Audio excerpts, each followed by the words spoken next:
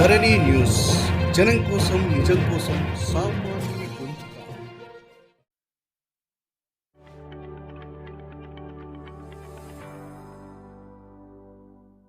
मेरे प्यारे देशवासियों, नमस्कार। 2 दिन पहले की कुछ अद्भुत तस्वीरें, कुछ यादगार पल अब भी मेरी आंखों के सामने हैं।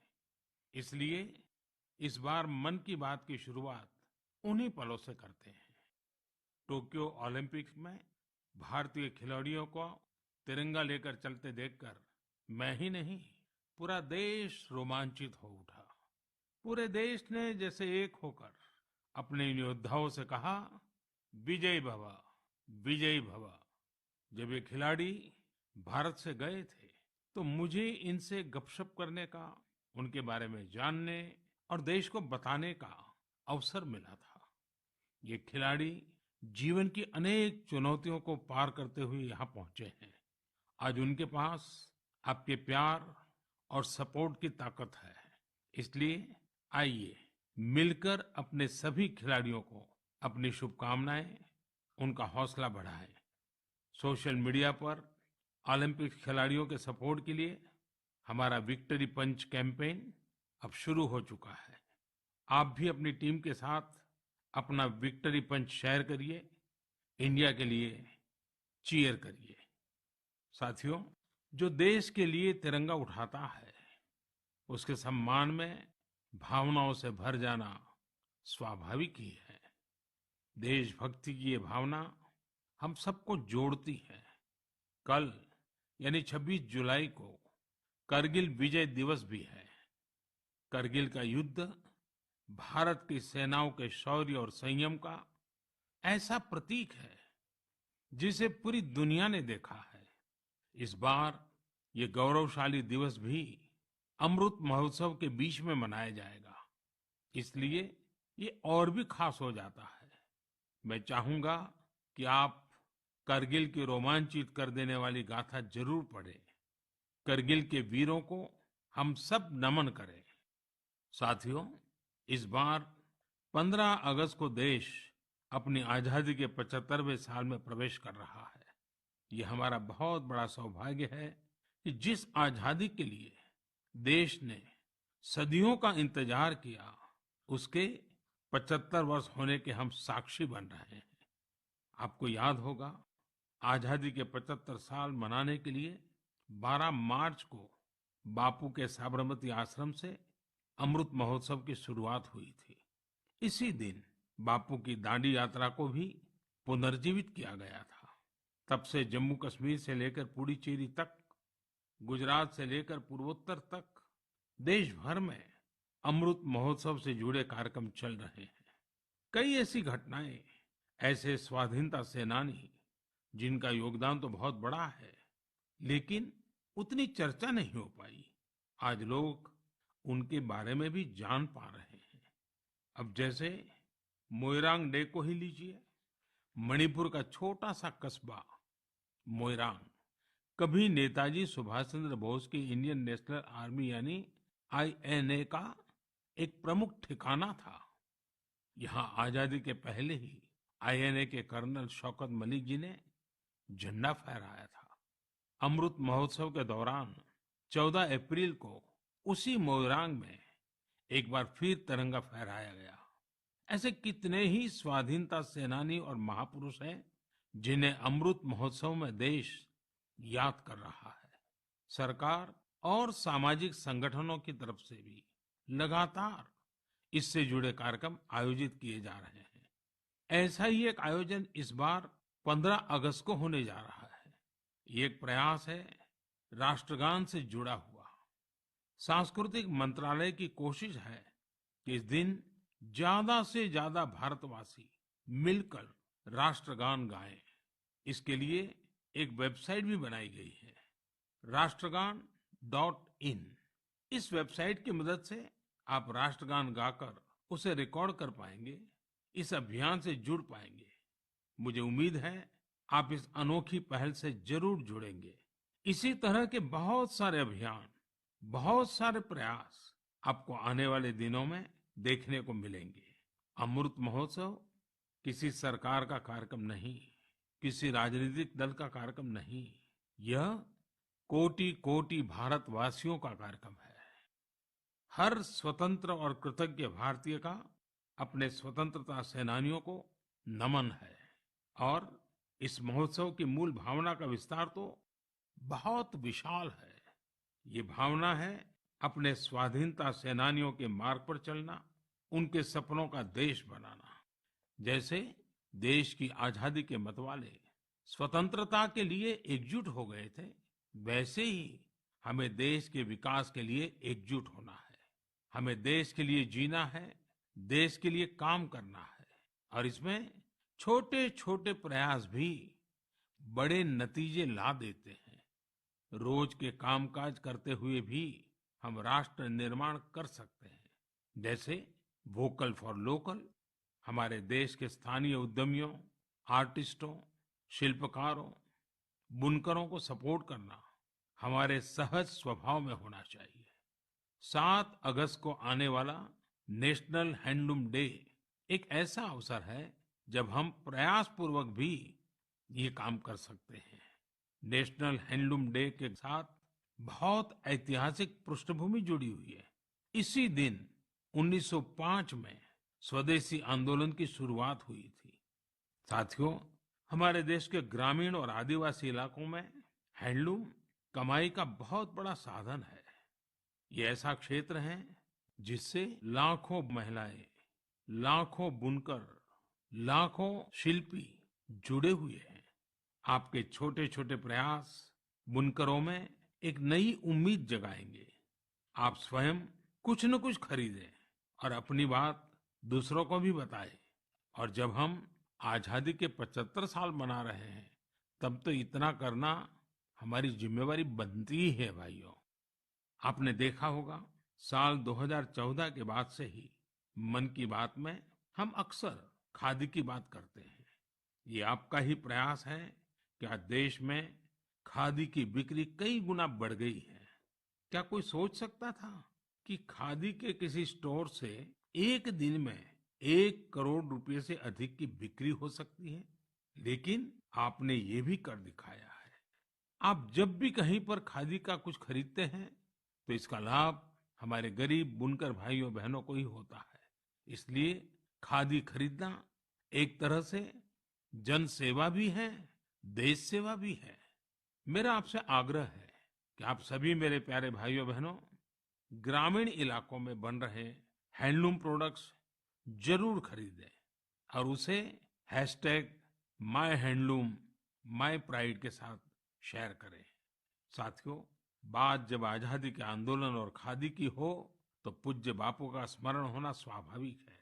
जैसे बापू के नेतृत्व में भारत छोड़ो आंदोलन चला था, वैसे ही आज हर देशवासी को भारत जोड़ो आंदोलन का नेतृत्व करना है। ये हमारा कर्तव्य है कि हम अपना काम ऐसे करें जो विविधताओं से हमारे भारत को जोड़ने में मददगार हो। तो आइए हम अमृत महोत्सव को ये अमृत संकल्प लें कि देश ही हमारी सबसे बड़ी आस्था, सबसे बड़ी प्राथमिकता बना रहेगा। नेशन फर्स्ट, ऑलवेज फर्स्ट के मंत्र के साथ ही हमें आगे बढ़ना है। मेरे प्यारे देशवासियों, आज मैं मन की बात सुन रहे मेरे युवा साथियों का विशेष आभार व्यक्त करना चाहता हूँ। अभी कुछ दिन पहले ही माय गॉव की ओर से मन की बात के श्रोताओं को लेकर एक स्टडी की गई थी। इस स्टडी में ये देखा गया कि मन की बात के लिए संदेश और सुझाव भेजने वालों में प्रमुखतः कौन लोग हैं। स्टडी के बाद ये जानकारी सामने आई कि संदेश और सुझाव भेजने वालों में से करीब करीब 75% लोग 35 वर्ष की आयु से कम के होते हैं। यानी भारत की युवा शक्ति के सुझाव मन की बात को दिशा दे रहे हैं। मैं इसे बहुत अच्छे संकेत के रूप में देखता हूँ। मन की बात एक ऐसा माध्यम है जहाँ सकारात्मकता है, संवेदनशीलता है। मन की बात में हम पॉजिटिव बातें करते हैं। इसका कैरेक्टर कलेक्टिव है। सकारात्मक विचारों और सुझावों के लिए भारत के युवाओं की ये सक्रियता मुझे आनंदित करती है। मुझे इस बात की भी खुशी है कि मन की बात के माध्यम से मुझे युवाओं के मन को भी जानने का अवसर मिलता है। साथियों, आप लोगों से मिले सुझाव ही मन की बात की असली ताकत है। आपके सुझाव ही मन की बात के माध्यम से भारत की विविधता को प्रकट करते हैं। भारतवासियों के सेवा और त्याग की खुशबू को चारों दिशाओं में फैलाते हैं। हमारे मेहनत कश युवाओं के इनोवेशन से सबको प्रेरित करते हैं। मन की बात में आप कई तरह के आइडियाज भेजते हैं। हम सभी पर तो चर्चा नहीं कर पाते, लेकिन उनमें से बहुत से आइडियाज को मैं संबंधित विभागों को जरूर भेजता हूं, ताकि उन पर आगे काम किया जा सके। साथियों, मैं आपको साई प्रणीत जी के प्रयासों के बारे में बताना चाहता हूँ। साई प्रणीत जी एक सॉफ्टवेयर इंजीनियर है, आंध्र प्रदेश के रहने वाले हैं। पिछले वर्ष उन्होंने देखा कि उनके यहाँ मौसम की मार की वजह से किसानों को काफी नुकसान उठाना पड़ा था। मौसम विज्ञान में उनकी दिलचस्पी बरसों से थी, इसलिए उन्होंने अपनी दिलचस्पी और अपने टैलेंट को किसानों की भलाई के लिए इस्तेमाल करने का फैसला किया।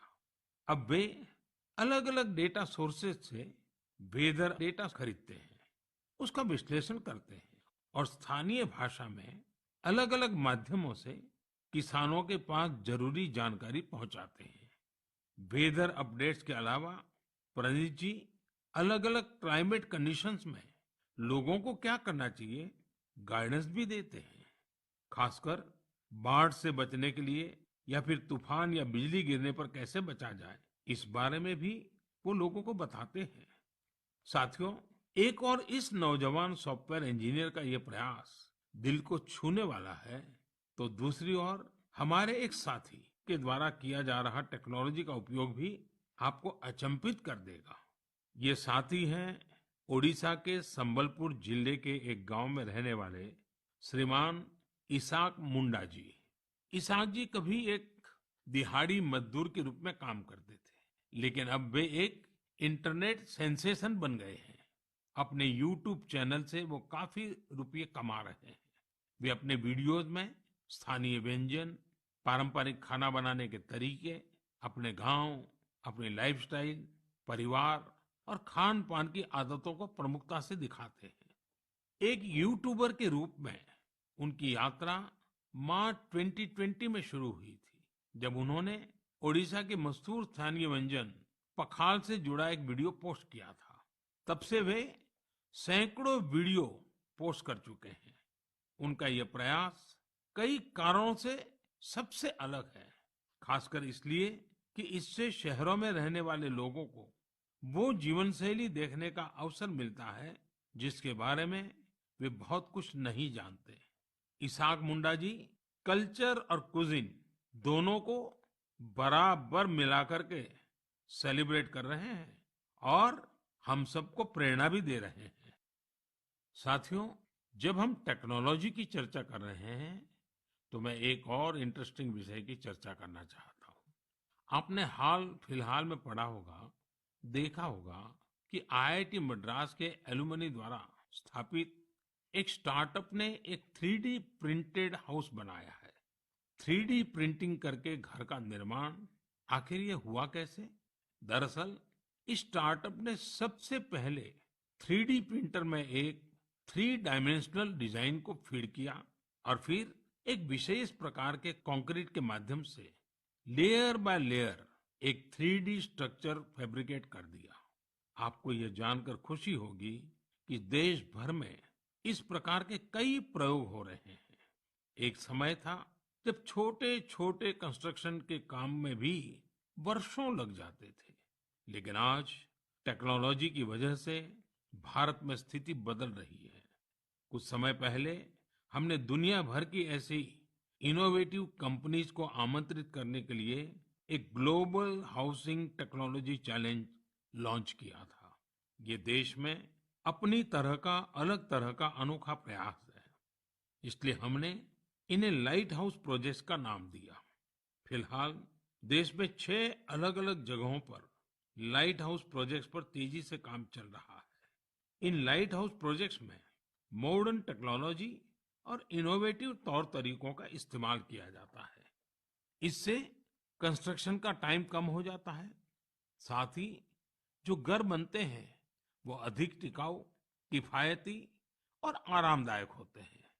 मैंने हाल ही में ड्रोन्स के जरिए इन प्रोजेक्ट्स की समीक्षा भी की और कार्य की प्रगति को लाइव देखा।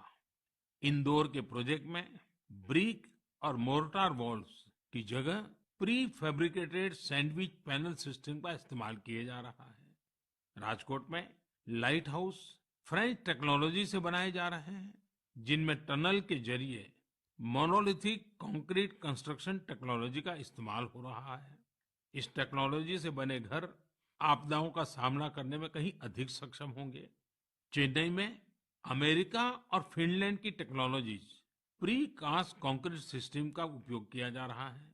इससे मकान जल्दी भी बनेंगे और लागत भी कम आएगी। रांची में जर्मनी के 3D कंस्ट्रक्शन सिस्टम का प्रयोग करके घर बनाए जाएंगे। इसमें हर कमरे को अलग से बनाया जाएगा, फिर पूरे स्ट्रक्चर को उसी तरह जोड़ा जाएगा जैसे ब्लॉक टॉयज को जोड़ा जाता है। अगरतला में न्यूजीलैंड की टेक्नोलॉजी का उपयोग कर स्टील फ्रेम के साथ मकान बनाए जा रहे हैं जो बड़े भूकंप को झेल सकते हैं। वहीं लखनऊ में कनाडा की टेक्नोलॉजी का इस्तेमाल किया जा रहा है। इसमें प्लास्टर और पेंट की जरूरत नहीं होगी और तेजी से घर बनाने के लिए पहले से ही तैयार दीवारों का प्रयोग किया जाएगा। साथियों, आज देश में ये प्रयास हो रहा है कि ये प्रोजेक्ट इंक्यूबेशन सेंटर्स की तरह काम करे। इससे हमारे प्लानर्स, आर्किटेक्ट्स, इंजीनियर्स और स्टूडेंट्स नई टेक्नोलॉजी को जान सकेंगे और उसका एक्सपेरिमेंट भी कर पाएंगे। मैं इन बातों को खास तौर पर अपने युवाओं के लिए साझा कर रहा हूँ ताकि हमारे युवा राष्ट्र हित में टेक्नोलॉजी के नए नए क्षेत्रों की ओर प्रोत्साहित हो सके। मेरे प्यारे देशवासियों, आपने अंग्रेजी की एक कहावत सुनी होगी, to learn is to grow, यानी सीखना ही आगे बढ़ना है। जब हम कुछ नया सीखते हैं तो हमारे लिए प्रगति के नए नए रास्ते खुद ब खुद खुल जाते हैं। जब भी कहीं लीक से हटकर कुछ नया करने का प्रयास हुआ है, मानवता के लिए नए द्वार खुले हैं, एक नए युग का आरंभ हुआ है। और आपने देखा होगा, जब कहीं कुछ नया होता है तो उसका परिणाम हर किसी को आश्चर्यचकित कर देता है। अब जैसे कि अगर मैं आपसे पूछूं कि वो कौन से राज्य हैं जिन्हें आप सेब, एप्पल के साथ जोड़ेंगे, तो जाहिर है कि आपके मन में सबसे पहले हिमाचल प्रदेश, जम्मू कश्मीर और उत्तराखंड का नाम आएगा। पर अगर मैं कहूं कि इस लिस्ट में आप मणिपुर को भी जोड़ दीजिए तो शायद आप आश्चर्य से भर जाएंगे। कुछ नया करने के जज्बे से भरे युवाओं ने मणिपुर में ये कारनामा कर दिखाया है। आजकल मणिपुर के उखरुल जिले में सेब की खेती जोर पकड़ रही है। यहाँ के किसान अपने बागानों में सेब उगा रहे हैं। सेब उगाने के लिए इन लोगों ने बाकायदा हिमाचल जाकर ट्रेनिंग भी ली है। इनमें से एक हैं टीएस रिंगफामी योंग। ये पैसे से एक एरोनॉटिकल इंजीनियर है। उन्होंने अपनी पत्नी श्रीमती टीएस एंजल के साथ मिलकर सेब की पैदावार की है। इसी तरह अवुंगशी शिमरे ऑगस्टिन ने भी अपने बागान में सेब का उत्पादन किया है। अवुंगशी दिल्ली में जॉब करती थी। ये छोड़कर वो अपने गांव लौट गई और सेब की खेती शुरू की। मणिपुर में आज ऐसे कई एप्पल ग्रोवर हैं जिन्होंने कुछ अलग और नया करके दिखाया है। साथियों, हमारे आदिवासी समुदाय में बेर बहुत लोकप्रिय रहा है। आदिवासी समुदायों के लोग हमेशा से बेर की खेती करते रहे हैं, लेकिन कोविड-19 महामारी के बाद इसकी खेती विशेष रूप से बढ़ती जा रही है। त्रिपुरा के उनाकोटी के ऐसे ही 32 साल के मेरे युवा साथी हैं विक्रमजीत चकमा। उन्होंने बेर की खेती की शुरुआत कर काफी मुनाफा भी कमाया है और अब तो लोगों को बेर की खेती करने के लिए प्रेरित भी कर रहे हैं। राज्य सरकार भी ऐसे लोगों की मदद के लिए आगे आई है। सरकार द्वारा इसके लिए कई विशेष नर्सरी बनाई गई है ताकि बेर की खेती से जुड़े लोगों की मांग पूरी की जा सके। खेती में इनोवेशन हो रहे हैं तो खेती के बाय प्रोडक्ट्स में भी क्रिएटिविटी देखने को मिल रही है। साथियों, मुझे उत्तर प्रदेश के लखीमपुर खीरी में किए गए एक प्रयास के बारे में भी पता चला है। कोविड के दौरान ही लखीमपुर खीरी में एक अनोखी पहल हुई है। वहां महिलाओं को केले के बेकार तनों से फाइबर बनाने की ट्रेनिंग देने का काम शुरू किया गया। वेस्ट में से बेस्ट करने का मार्ग। केले के तने को काटकर मशीन की मदद से बनाना फाइबर तैयार किया जाता है जो जूट या सन की तरह होता है। इस फाइबर से हैंडबैग, चटाई, दरी, कितनी ही चीजें बनाई जाती हैं। इससे एक तो फसल के कचरे का इस्तेमाल शुरू हो गया, वहीं दूसरी तरफ गांव में रहने वाली हमारी बहनों बेटियों को आय का एक और साधन मिल गया। बनाना फाइबर के इस काम से एक स्थानीय महिला को 400 से 600 रुपये प्रतिदिन की कमाई हो जाती है। लखीमपुर खीरी में सैकड़ों एकड़ जमीन पर केले की खेती होती है। केले की फसल के बाद आमतौर पर किसानों को इसके तने को फेंकने के लिए अलग से खर्च करना पड़ता था। अब उनके पैसे भी बच जाते हैं। यानी आम के आम, गुठलियों के दाम। ये कहावत यहाँ बिल्कुल सटीक बैठती है। साथियों, एक और बनाना फाइबर से प्रोडक्ट्स बनाए जा रहे हैं, वहीं दूसरी तरफ केले के आटे से डोसा और गुलाब जामुन जैसे स्वादिष्ट व्यंजन भी बन रहे हैं। कर्नाटक के उत्तर कन्नड़ और दक्षिण कन्नड़ जिलों में महिलाएं यह अनूठा कार्य कर रही हैं। ये शुरुआत भी कोरोना काल में ही हुई है। इन महिलाओं ने न सिर्फ केले के आटे से डोसा, गुलाब जामुन जैसी चीजें बनाई, बल्कि इनकी तस्वीरों को सोशल मीडिया पर शेयर भी किया है। जब ज्यादा लोगों को केले के आटे के बारे में पता चला तो उसकी डिमांड भी बढ़ी और इन महिलाओं की आमदनी भी। लखीमपुर खीरी की तरह यहाँ भी इस इनोवेटिव आइडिया को महिलाएं ही लीड कर रही हैं। साथियों, ऐसे उदाहरण जीवन में कुछ नया करने की प्रेरणा बन जाते हैं। आपके आसपास भी ऐसे अनेक लोग होंगे। जब आपका परिवार मन की बातें कर रहा हो तो आप इन्हें भी अपनी गपशप का हिस्सा बनाइए। कभी समय निकालकर बच्चों के साथ ऐसे प्रयासों को देखने भी जाइए और अवसर मिल जाए तो खुद भी ऐसा कुछ कर दिखाइए। और हाँ, यह सब आप मेरे साथ नमो ऐप या माईगोव पर साझा करेंगे तो मुझे और अच्छा लगेगा। मेरे प्यारे देशवासियों, हमारे संस्कृत ग्रंथों में एक श्लोक है, आत्मार्थम जीवलोके अस्मिन् को न जीवति ही मानवः परम परोपकार्थम यो जीवति स जीवति। अर्थात अपने लिए तो संसार में हर कोई जीता है, लेकिन वास्तव में वही व्यक्ति जीता है जो परोपकार के लिए जीता है।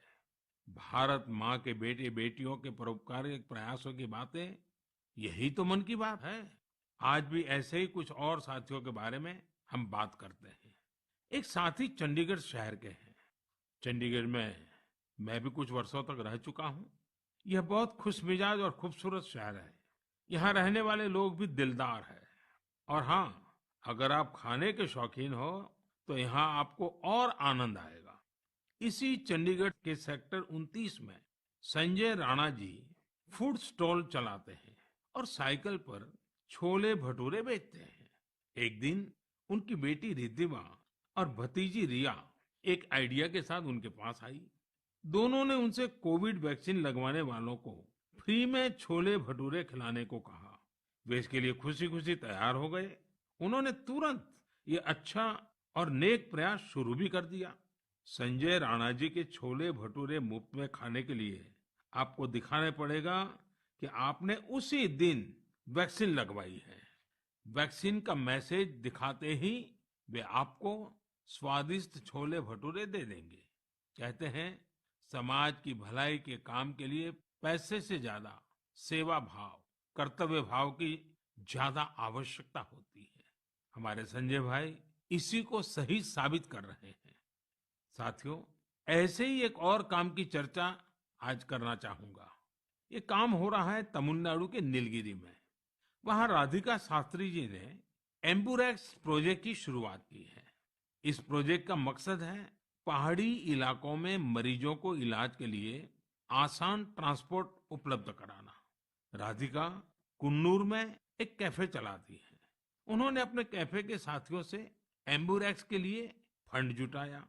नीलगिरी पहाड़ियों पर आज 6 एम्बुरेक्स सेवारत हैं और दूर दराज के हिस्सों में इमरजेंसी के समय मरीजों के काम आ रही है। एम्बुरेक्स में stretcher, oxygen cylinder, first aid box जैसी कई चीजों की व्यवस्था है। साथियों, संजय जी हो या राधिका जी, इनके उदाहरणों से पता चलता है कि हम अपना कार्य, अपना व्यवसाय, नौकरी करते करते भी सेवा के कार्य कर सकते हैं। साथियों, कुछ दिन पहले एक बहुत ही इंटरेस्टिंग और बहुत ही इमोशनल इवेंट हुआ, जिससे भारत जॉर्जिया मैत्री को नई मजबूती मिली। इस समारोह में भारत ने सेंट क्वीन केटेवान के होली रेलिक यानी उनके पवित्र स्मृति चिन्ह को जॉर्जिया की सरकार और वहां की जनता को सौंपा। इसके लिए हमारे विदेश मंत्री स्वयं वहां गए थे। बहुत ही भावुक माहौल में हुए इस समारोह में जॉर्जिया के राष्ट्रपति, प्रधानमंत्री, अनेक धर्मगुरु और बड़ी संख्या में जॉर्जिया के लोग उपस्थित थे। इस कार्यक्रम में भारत की प्रशंसा में जो शब्द कहे गए वो बहुत ही यादगार है।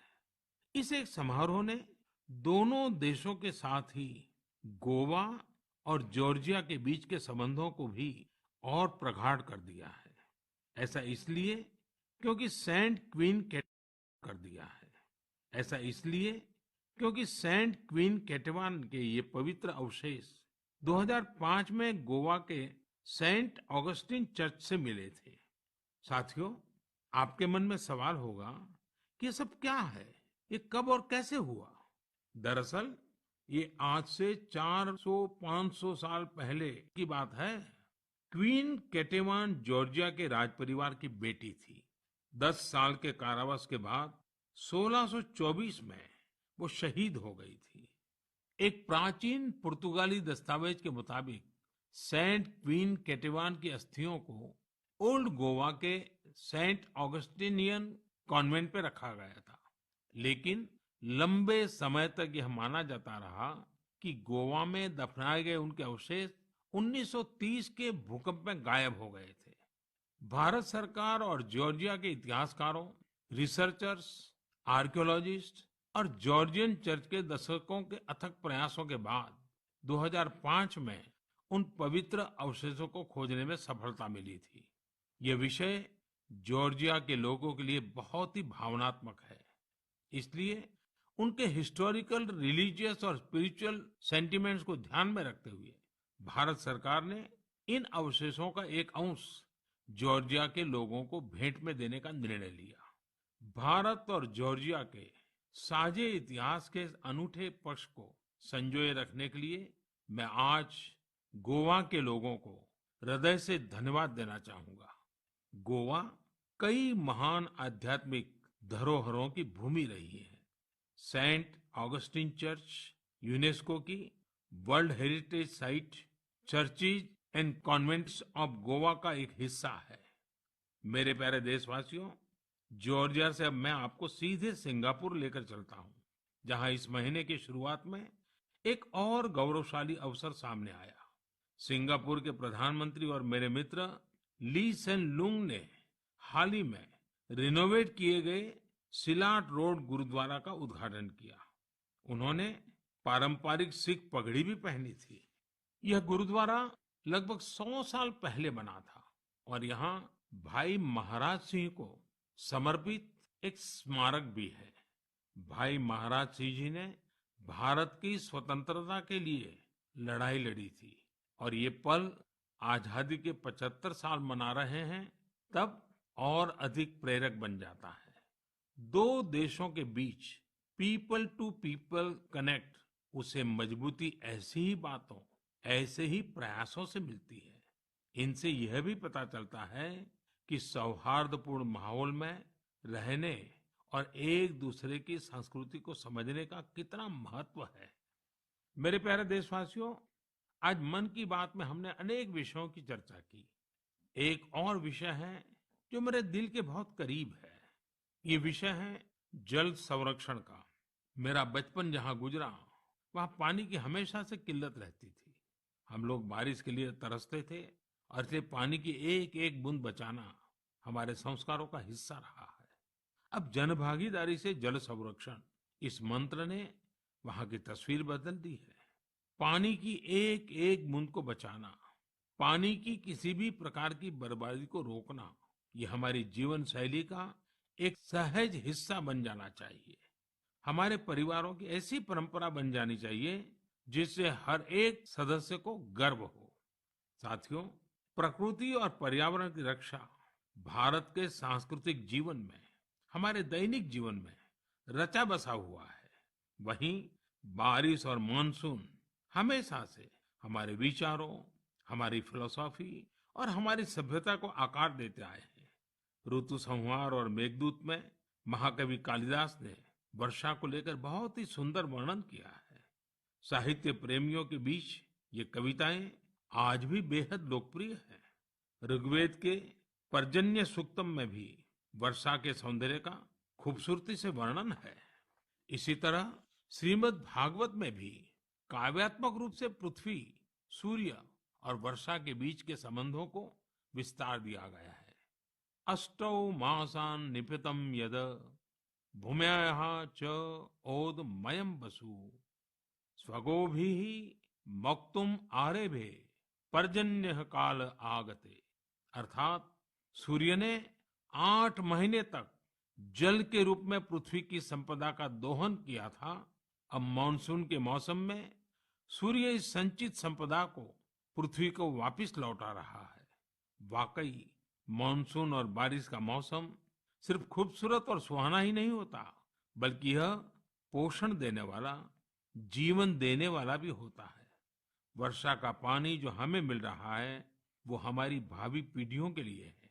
ये हमें कभी भूलना नहीं चाहिए। आज मेरे मन में ये विचार आया कि क्यों न इन रोचक संदर्भों के साथ ही मैं अपनी बात समाप्त करूं। आप सभी को आने वाले पर्वों की बहुत बहुत शुभकामनाएं। पर्व और उत्सवों के समय ये जरूर याद रखिएगा कि कोरोना अभी हमारे बीच से गया नहीं है। कोरोना से जुड़े प्रोटोकॉल आपको भूलने नहीं है। आप स्वस्थ और प्रसन्न रहें। बहुत बहुत धन्यवाद। Thanks for watching this video. Please like, share and subscribe to Dharani TV.